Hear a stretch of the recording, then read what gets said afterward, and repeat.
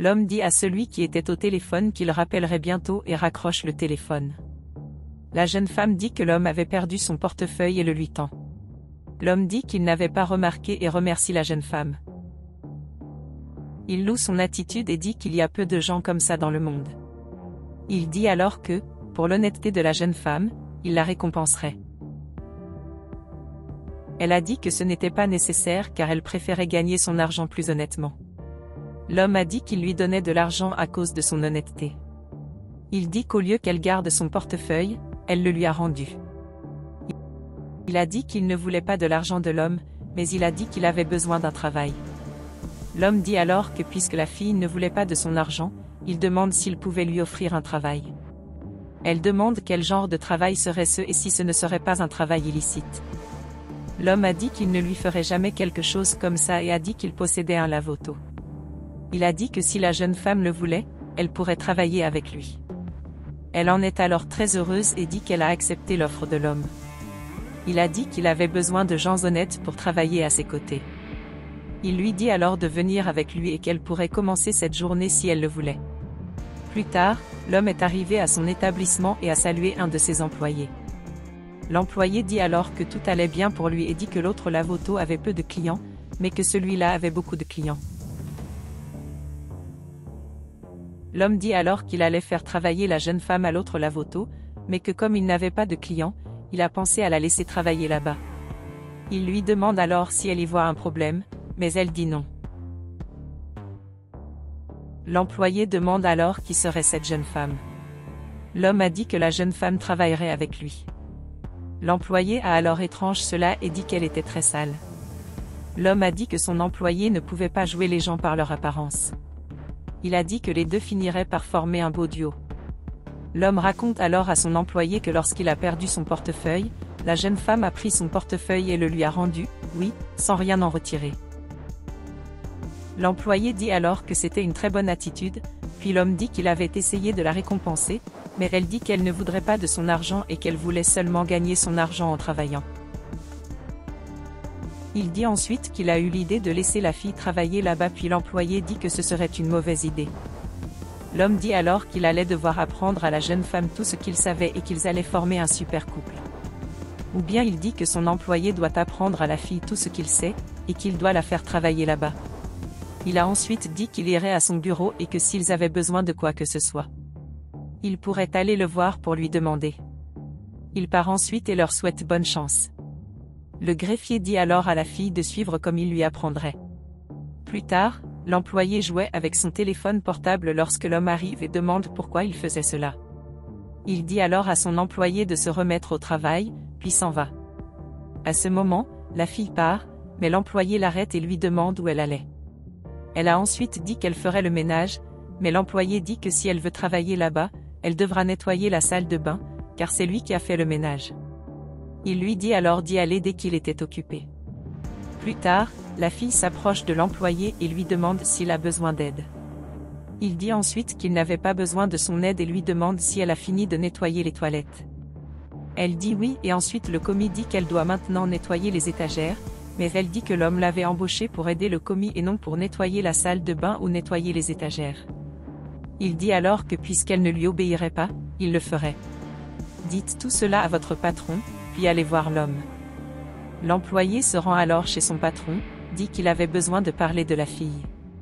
Il a dit que chaque fois qu'il essayait de lui dire de faire quelque chose, elle lui désobéissait et disait qu'elle n'allait pas le faire. L'homme dit alors qu'il résoudrait cette situation et ils vont donc voir la fille. En arrivant, la fille rangeait les étagères puis l'homme demande si tout allait bien. Elle dit oui, puis il lui demande ce qu'elle faisait. Elle dit ensuite à l'homme qui arrangeait ses étagères, puis l'homme dit que c'était une bonne chose à faire. Il dit que ses étagères n'ont pas été aussi organisées depuis longtemps et félicite ensuite la fille. Il demande ensuite à son employé de quoi il se plaignait, car la fille travaillait correctement, mais l'employé ne sait pas quoi dire et dit ensuite que l'étagère était désorganisée jusqu'à récemment. L'homme dit alors que c'était maintenant organisé et que cette étagère n'avait jamais été aussi organisée, car ils l'ont toujours laissée désorganisée. Il demande alors à l'employé de retourner à son travail et de laisser la fille travailler, car lui aussi avait besoin de travailler. Quelque temps plus tard, L'homme va le voir et dit que c'était maintenant leur jour de recevoir leur paiement. Il remet ensuite aux deux leur paiement. Puis l'employé demande pourquoi il a si peu reçu, puisqu'il travaillait tous les jours. L'homme dit ensuite que l'employé a beaucoup laissé tomber ses revenus ces derniers jours, puis la fille dit qu'il travaillait tous les jours, mais qu'il ne travaillait pas correctement. Le greffier lui a alors dit de se taire et a ensuite dit que ce n'était pas juste car il travaillait dur et la fille avait été mieux payée que lui. L'homme a alors dit que la fille avait mérité ce paiement, car elle travaillait correctement, mais que l'employée avait été très insuffisante. Il leur demande alors de retourner au travail, puis l'employé dit que cela n'allait pas rester ainsi. Il dit que son patron pensait qu'il n'obtiendrait que ça. Il s'est lourdement trompé. L'employé dit alors que cela ne pouvait pas rester ainsi. Il a dit qu'il allait faire quelque chose, et quand son patron arriverait, il blâmerait la jeune femme. Il prend alors de l'argent qui était sur le comptoir, mais la jeune femme s'en aperçoit. Elle a demandé ce qu'il faisait et il a dit que ce n'était rien. Elle dit que l'employé ne prendrait pas cet argent et ne la blâmerait pas. Il demande alors qui croirait son patron si c'était lui qui travaillait là depuis longtemps ou la fille qui venait d'arriver là-bas.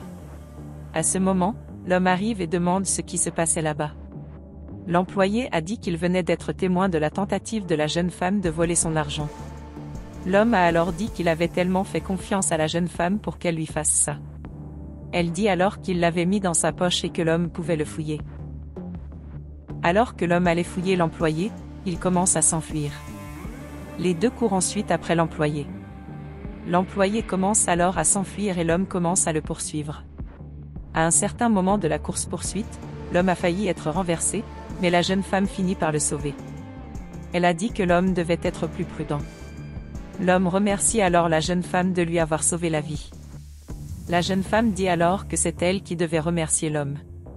Elle dit qu'elle lui était très reconnaissante de l'avoir aidé à avoir une vie meilleure. Elle dit que l'homme lui avait donné un travail et qu'il lui faisait confiance. Il dit ensuite qu'il ne se souciait plus de l'employé car il avait la meilleure employée à ses côtés.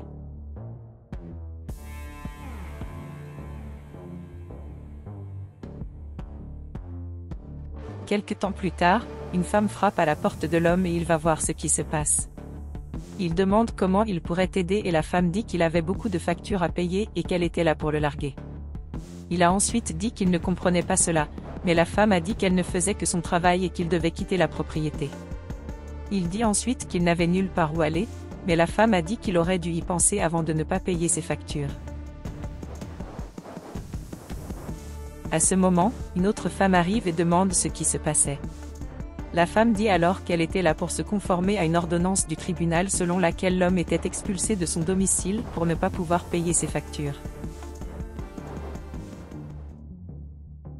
L'autre femme dit alors qu'elle devrait s'en remettre à elle, car elle le réparerait, mais la femme a dit qu'elle ne pouvait pas le faire, car cela finirait par mal tourner pour elle. L'autre femme insiste alors, dit qu'elle ne laisserait rien de mal arriver à la femme et lui demande de lui laisser la faire.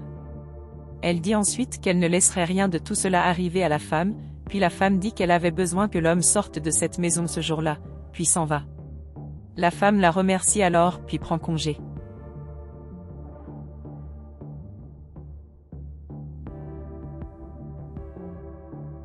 À ce moment, l'homme se rend compte que cette femme était la fille qu'il connaissait depuis longtemps, puis la femme dit qu'elle était heureuse de revoir un homme.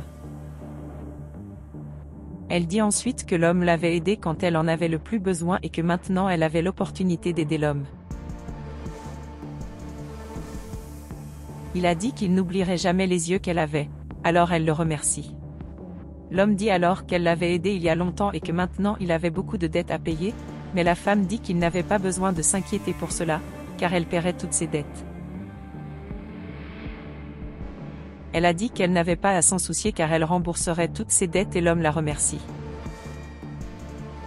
Ils s'embrassent alors et la femme dit qu'elle serait éternellement reconnaissante envers l'homme.